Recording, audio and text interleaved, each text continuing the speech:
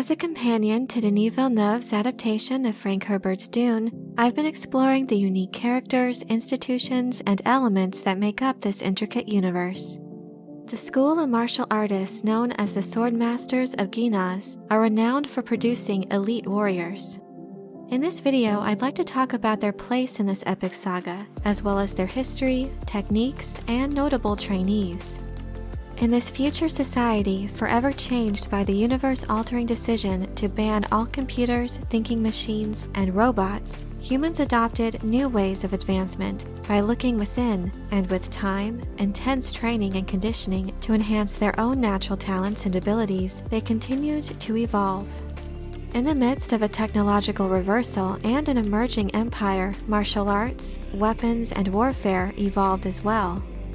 These changes are clearly seen by examining the sword masters of the Guinaz and how they became renowned for their fighting prowess. Frank Herbert did not include any details regarding the origin and history of these warriors in his 6-part saga. However, the expanded novels, later written by his son Brian Herbert and Kevin J. Anderson, though controversial among the fanbase, attempt to further elaborate on their culture and background. The planet made famous for these infamous warriors, Guinaz, is a world similar to Earth, though with over 90% of the surface of the planet covered with water, with multiple islands scattered about. In this seemingly humble water world, a small but fierce independent warrior nation resided. Ruled by a council of veterans, the people preferred freedom from outside influence and foreign affairs. Their unique environment possibly contributed to this independent nature. This was until the time of the Great Revolt against machines that devastated the known universe, in which they served as mercenaries. These warriors became famous for their skills in combat against the thinking machines. Throughout the Machine Crusade, the mercenary soldiers of Guinaz became driven to strive for superior excellence in combat and martial arts, to become greater than the machines that had enslaved humanity. Jules Nouret was chronicled as the first true Guinaz swordmaster. Nouret would train with a captured and reprogrammed fighting machine to hone his skills against their enemies. When his father, a famed Guinaz warrior, was killed in a training accident against the same machine, his vengeance and guilt over the loss of such a fine warrior and what his absence would mean on the battlefield drove him to become the finest swordmaster in history in order to lay waste to the thinking machines. He dedicated himself to superior excellence in martial arts and swordplay and engaged in a rigorous training regimen that resulted in increasingly faster reflexes. His style of combat was unique in that he fought with wild abandon and specialized in fighting in close quarters with pulse swords, designed to send electromagnetic pulses through a machine's body to incapacitate and destroy it. His martial arts style also included techniques to take down an opponent using a personal shield, techniques that soldiers would continue to employ in adapting to the increasingly widespread use of shield technology. Nouret's legendary accomplishments during the Butlerian Jihad caused many Guinaz mercenaries and off-worlders to seek training in these martial arts. Instruction of Nouret's legendary fighting style would come to be passed on with the establishment of the renowned Guinaz Swordmaster schools. After the Butlerian Jihad that ensured the destruction and prohibition of all computers, thinking machines, and conscious robots, a feudal empire arose. The people of Guinaz were awarded their homeworld as an independent fiefdom, becoming House Guinaz. Off-worlders were allowed to study and train in their schools, yet the highest levels of combat training were reserved for those who served as retainers and members of their own house. 10,000 years following the technological purge, humanity continued to adapt and progress, looking inward and perfecting human talents and abilities. House Guinaz and its swordmasters became known for their skill with melee weaponry and hand-to-hand combat. As previously stated, what would come to be the signature martial arts style of the Guinaz, proven most effective in defeating shielded opponents, would become invaluable in the aftermath of the technological revolution when the application of significant scientific developments would change the methods employed in warfare.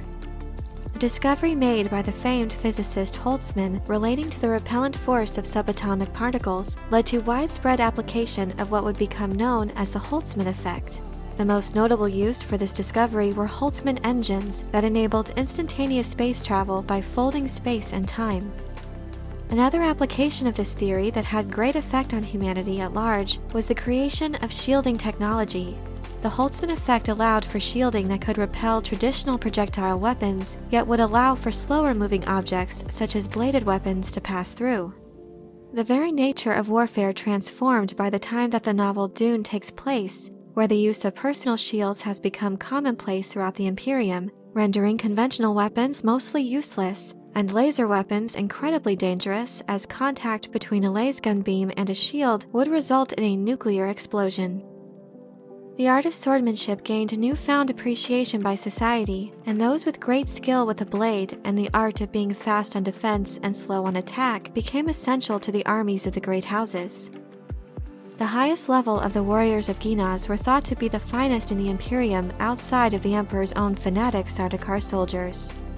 In the original Dune saga, while there isn't mention of a planet Ginaz, it is noted to be a great house of the Landsraad that comes to form an alliance with House Atreides. The association between these two noble houses, however, draws the ire of the Emperor and would set House Ginaz on a path to its eventual destruction. The Emperor Shaddam IV, in a bid to weaken his perceived rival, Duke Leto Atreides, secretly lent support to House Moritani in a war of assassins against House Ginaz.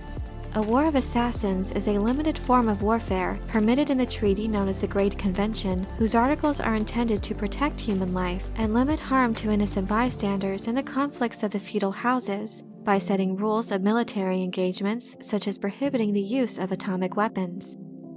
The legendary House Ginaz and one-time allies of the Atreides were defeated by the Imperial-backed House Moritani in this military campaign when the Duke of Ginaz and all his family were poisoned. Despite the downfall of House Ginaz, its legacy lived on in those trained in their martial arts, who remain invaluable to the houses among the Landsraad, and whose skills are employed as military commanders, teachers, and personal guards. The most notable Ginaz graduate is the swordmaster Duncan Idaho, who fought with great finesse. He devoted himself and his superior fighting skills to Duke Leto of House Atreides, a leader whose rule was marked by fairness, prosperity, and strength, qualities that inspired fierce loyalty from the best and brightest strategists and warriors in the known universe. He became one of Duke Leto's most trusted military aides, along with Mentat and Master of Assassins Thufir Hawat and War Master Gurney Halleck. The instruction and training from each of these men imparted to the Atreides soldiers were significant in forging them into an army that approached the strength of the Emperor's own Sardaukar. Duke Leto made sure this education in political and military strategy and training in the art of war would also be passed on to his son and heir, Paul Atreides, who himself noted Idaho's feline movements and swiftness of reflexes that made him such a difficult weapons teacher to emulate.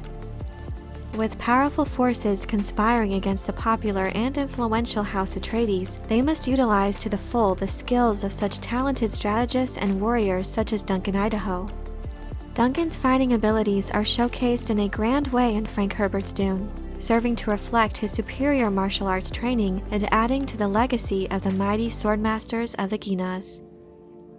I hope you enjoyed this video. Leave a like if you did, and be sure to subscribe for more Dune and other sci-fi and fantasy news and lore.